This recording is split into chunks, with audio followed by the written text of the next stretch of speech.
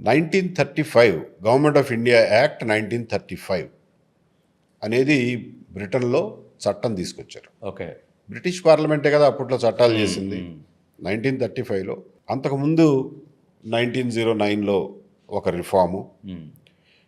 వాళ్ళండి బ్రిటిష్ వాళ్ళు బేసికల్గా అరౌండ్ 1905 టైం నుంచి ఎప్పుడైతే బెంగాల్ విభజన జరిగిందో దాని మీద పెద్ద ఎత్తున నిరసనలు, ఇన్ఫ్యాక్ట్ మిలిటెన్సీకి కూడా దారి తీసిందో ఆ తర్వాతే మన వాళ్ళు మిలిటెంట్గా లాల్ బాల్ పాల్ అంటారు చూడండి, ఆ మిలిటెంట్ యాక్టివిటీ అంతా బెంగాల్ విభజనని పురస్కరించుకుని స్టార్ట్ అయింది.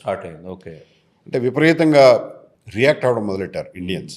అంతకుముందు చాలా పీస్ఫుల్గా ఉండేవాళ్ళు, మిలిటెంట్గా రియాక్ట్ అయ్యేవాళ్ళు. ఎంపైర్ ఏదైతే ఉందో బ్రిటిష్ ప్రభుత్వం ఒక నిర్ణయం తీసుకుంది. ఏంటంటే ప్రతి 10 సంవత్సరాలకి భారతదేశాన్ని ఎలా పరిపాలించాలి, భారతదేశ పరిపాలనలో భారతీయుల పాత్ర ఎంతవరకు ఉండాలి, ఎంతవరకు ఎలా మెల్లమెల్లగా పెంచుకుంటూ పోవాలి అనే దాన్ని గురించి ప్రతి 10 సంవత్సరాలకి ఒక కమిషన్ వేసి ఆ కమిషన్ రిపోర్ట్ ఆధారంగా సంస్కరణలు తీసుకొద్దామనే ఒక నిర్ణయం, విధానపరమైన నిర్ణయం తీసుకున్నారు బ్రిటిష్ వాళ్ళు.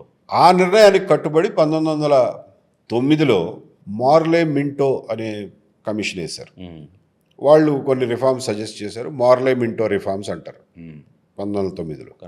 మళ్ళీ ఖచ్చితంగా 10 సంవత్సరాలకి 1919లో మాంటెగు షెల్మ్స్ఫోర్డ్ అని ఆ రిఫార్మ్ తీసుకొచ్చారు. అదొక కమిషన్. మళ్ళా 10 సంవత్సరాలకి రావాల్సినటువంటి కమిషన్ ఏదయ్యా అంటే సైమన్ కమిషన్. 1919 తర్వాత 29లో రిఫార్మ్స్ జరగాలి, 10 ఏళ్లకోసారి. సో సైమన్ కమిషన్ వేశారు. కానీ సైమన్ కమిషన్లో భారతీయులకి ప్రాతినిధ్యం లేకుండా చేశారు అని చెప్పి, అంటే అప్పటికి మన నేషనలిస్ట్ ఫెర్వరు పెరుగుతూ ఉంది, అంటే మన ప్రొటెస్ట్ లెవెల్స్ పెరుగుతున్నాయి. అందుకని వాడు కొంచెం డిటాచ్మెంట్ మోడ్లోకి వెళ్ళాడు.